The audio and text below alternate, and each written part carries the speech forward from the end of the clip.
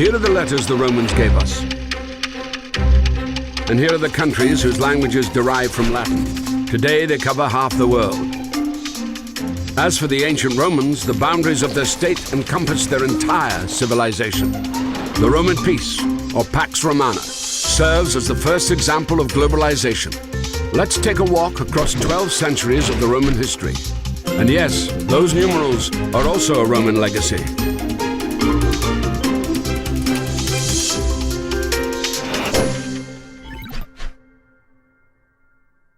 What is Rome? A city on 7 hills, capital of Italy. But that is today, and 2,000 years ago, there it is. Another 1,000 years ago, there. A tiny tribal settlement of the Latins by the river Tiber. How did this manage to conquer the world? First, it was lucky with its neighbors. To the north, the Etruscans of modern Tuscany, a mysterious people whose language has never been fully deciphered. To the south, Greek colonies. These peoples all traded with each other. It was at the crossroads of their trade routes that Rome appeared. From the very start, Rome has been an open city, a safe haven for outcasts, murderers, runaway slaves. Rome offered migrants a unique opportunity to become fully fledged citizens. This will make Rome the largest metropolitan city of the ancient world. The Romans themselves believed they were descendants of refugees from the Middle East who had survived the Trojan War. Romulus and Remus were the great-grandchildren of the Trojan hero Aeneas. Nursed by an Italian she-wolf, the brothers quarreled where to site the future world capital. Romulus killed Remus, gave his name to the city, and became its first ruler. As legend has it, there were 7 kings, each of which enjoyed a lengthy reign and left some beneficial legacy. A calendar, a sewer system, or the Capitolium, a temple to the senior god Jupiter. Much of what the Romans later became famous for, aqueducts, bridges, perhaps even the gladiatorial games, were borrowed from the Etruscans. This people had invented the Latin alphabet by adapting the Greek letters for their own needs. It's not surprising that their last kings were Etruscan. Rome borrowed her military and government organization from them, while maintaining her stern, patriarchal simplicity. In 509, Rome was shaken by a sex scandal. The son of King Tarquin the Proud raped the chaste Lucretia. Tarquin was expelled, making him the last king of Rome.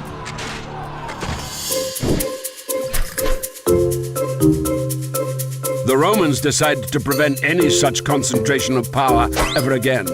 From 509 onwards, they elected 2 consuls to serve a year apiece, instead of a monarch. The consuls were controlled by the Senate. This consisted of 300 fathers, patres in Latin, hence the term patricians. Those not so lucky to be born into the right families joined the plebs. Even if they were as rich as patricians, they were not entitled to take up positions in the state. It is in the 200-year struggle for these rights that the Republic, literally meaning public thing, will be formed. The plebeians would make up the backbone of the army, and to have their own way, they would threaten the fledgling state with emigration to a neighboring hill. Each time, the scared patricians caved in, introducing, for instance, the special position of a representative or tribune of the plebeians. These had the right to veto any decisions of the consuls. One of the main achievements of the struggle was the publication of the first written laws. By 287 BC, the plebeians had achieved complete equality of rights with the patricians. The unity of Rome found its best expression in the formula Senatus Populusque Romanus, the Senate and the Roman people, which still adorns the manhole covers in Rome.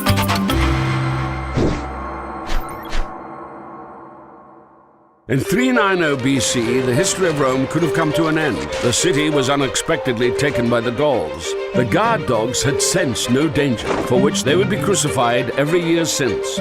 Geese awoke the last protectors of the Capitoline Hill fortress instead, saving Rome from complete destruction. The shaken Romans conducted a military reform. The Roman legion was divided into manipuli, making it more mobile in battle. The Roman army spent the next 100 years in constant wars.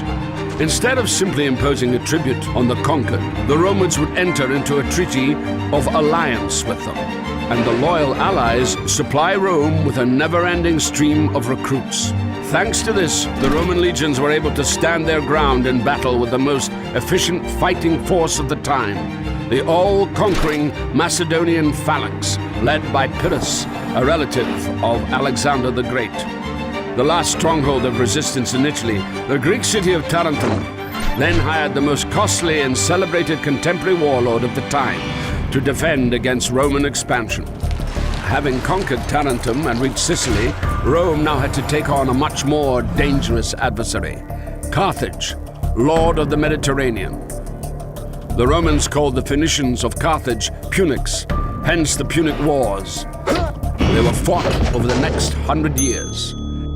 In 149 BC, Rome had taken the greater part of Punic territory and that of their allies, but after each defeat, the trading power of Carthage would rapidly recover. Senator Cato the Elder began to finish every speech with the same refrain: Carthage must be destroyed, and so it was done. The city was wiped out, all of its population was enslaved, allegedly plowing salt into the earth as an eternal curse. Also in 146 BC, the Romans wiped out another city, Corinth, making Greece and Macedonia Roman provinces. Rome appropriated the colossal riches of the disintegrating empire of Alexander, but the patriarchal simplicity of Rome succumbed to the sophisticated Greek culture.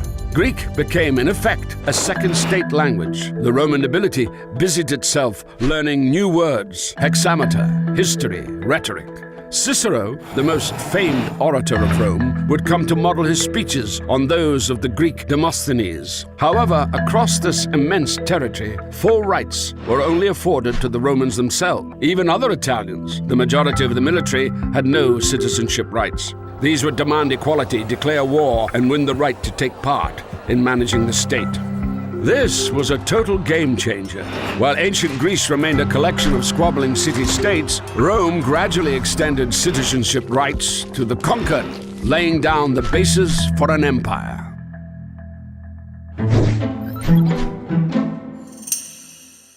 Having conquered half the world, Rome fell victim to globalization. Cheap grain and an inflow of unpaid slave labor bankrupted the small farmers.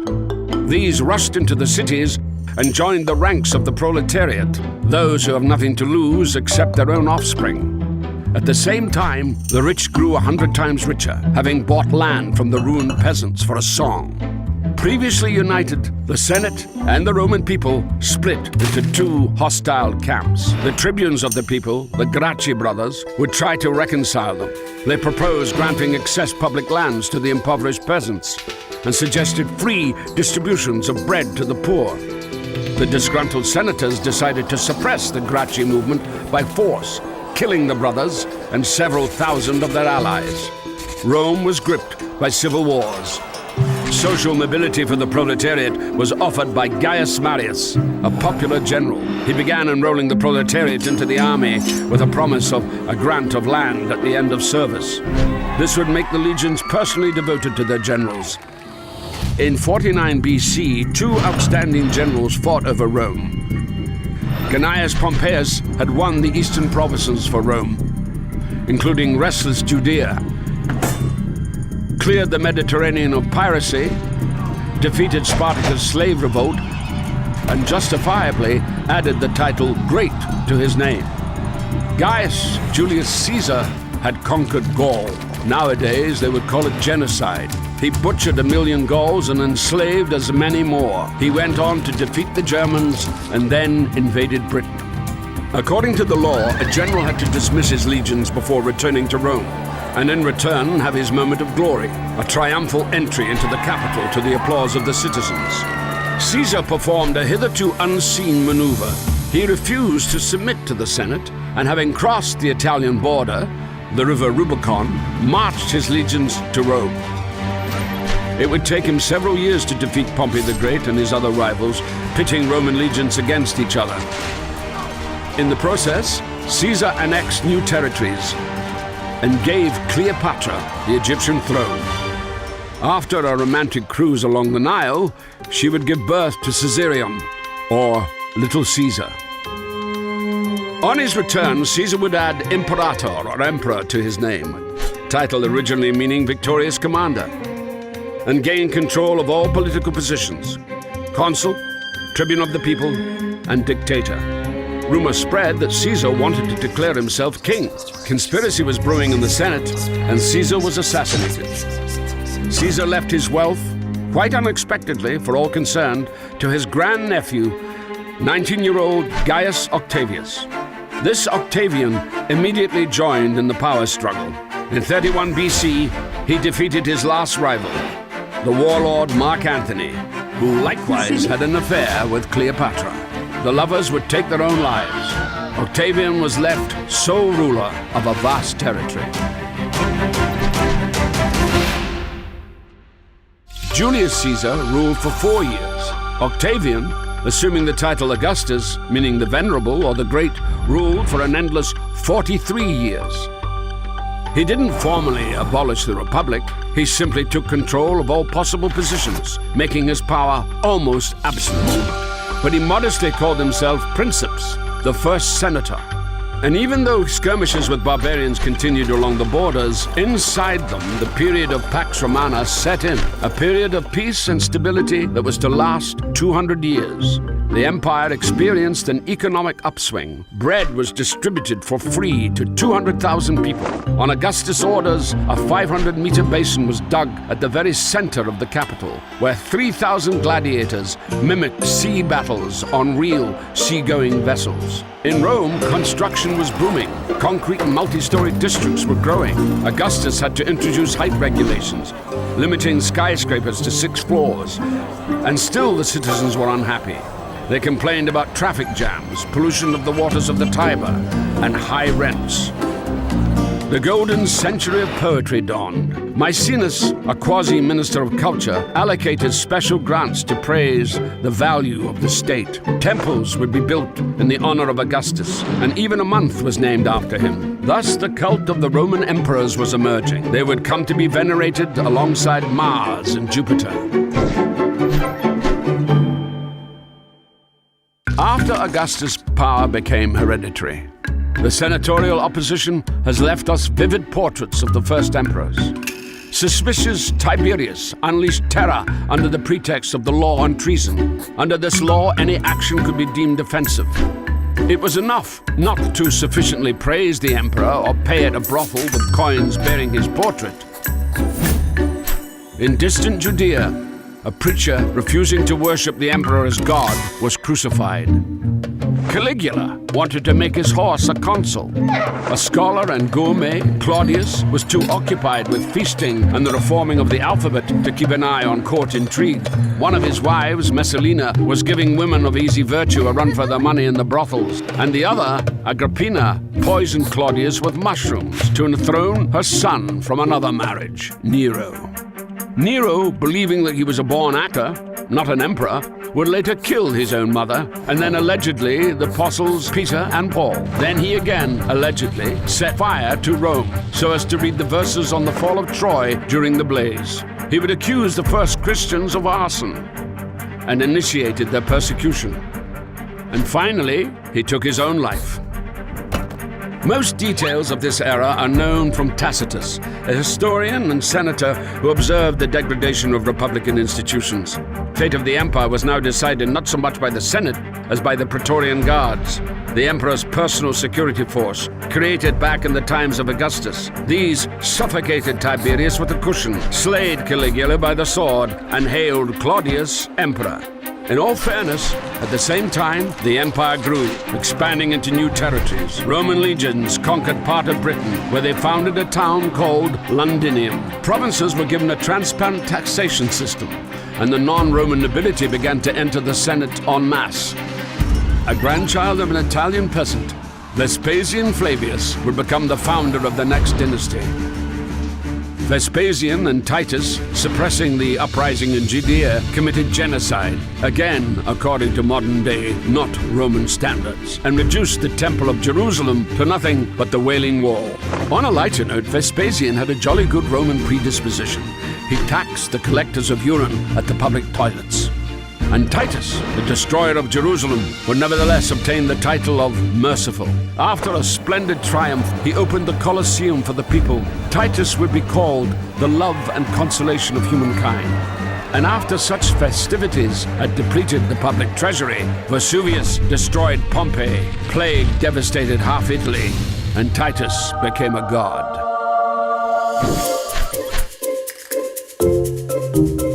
The 2nd century would go down in history as the era of the good emperors. Trajan was considered by his contemporaries the best emperor ever. Rome became a million-strong city, and the empire reached its largest extent. Rome connected her new territories via a network of paved roads. This system still determines the transport map of Europe.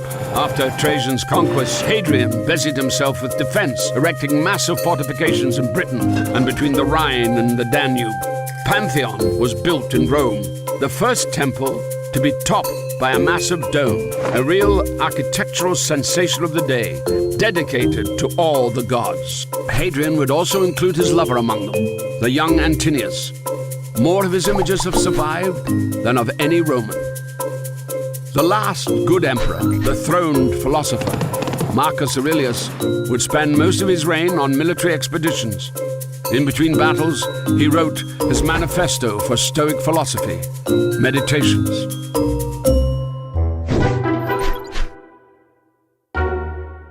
It was under Marcus Aurelius' son, Commodus, that the Pax Romana, the Roman peace, came to an end. He preferred a gladiator's glory to the affairs of state. Conspirators had the emperor strangled by a fellow fighter, the slave Narcissus. Rome sank into chaos. The next 100 years brought a sequence of random emperors proclaimed by the army. Taking their turn on the throne were a liberated slave, a fortune seeker who bought the throne at an auction, General Punic descent who would place statues of the former enemy, Hannibal all over the empire, a Syrian priest of the sun, and a former shepherd who owed his popularity to his powerful physique. In 212, Emperor Caracalla, half North African, half Syrian, granted Roman citizenship to nearly all free subjects of the empire. The idea that you could be a Roman in Judea, in Africa, or any other corner of the empire at all might well be the main legacy of Rome still in use today. By mid-century, Rome was already in the midst of such a crisis that the whole provinces were starting to split off. The Gauls, for instance, proclaimed an empire of their own. Order would be restored by the son of a liberated slave, Diocletian. Having started his career as a soldier, he would end up an absolute monarch, an astonishing example of social mobility. Diocletian split the empire into four, with 4 co-rulers at 4 capitals, situated closer to the frontier. Rome lost its significance. The Senate became a town council. The country was now ruled by an army of officials personally reporting to the emperor. Thus, the ancient world, centered around the concept of a free community and free citizens, came to an end. From the princeps, the first senator, the emperor had become the dominus, a title by which slaves addressed their masters. The citizen became a subject, the warrior turned into a soldier, and the farmer a semi-serf. Diocletian himself resigned from the post of emperor 20 years later and went off to his estate to grow cabbages. After Diocletian's departure, the co-rulers were fighting for power. Constantine, the future Saint Constantine the Great, emerging victorious. Before the crucial battle for Rome, he allegedly had a vision of a cross. After this, he made all religions equal. After 300 years of persecutions, the Christians came out of the catacombs and were now entitled to build churches alongside the temples of Augustus and Mars. Constantine would take the cross from Jerusalem to the new capital of the Roman Empire, Constantinople. Theodosius I would make Christianity the official religion and begin to destroy the ancient temples. He would also be the last emperor of a united Roman Empire. His sons split the empire into west and east. The eastern half would live another 1,000 years and is known to us as Byzantium. The western part would fall victim to the great migration of peoples. Rome, founded by migrants, would fall to the onslaught of a new wave of refugees. Ironically, the last ruler of Rome would be called Romulus.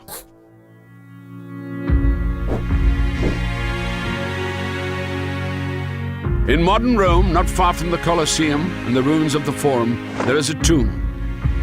Its occupant was neither emperor nor senator, but a simple baker called Eurysakes.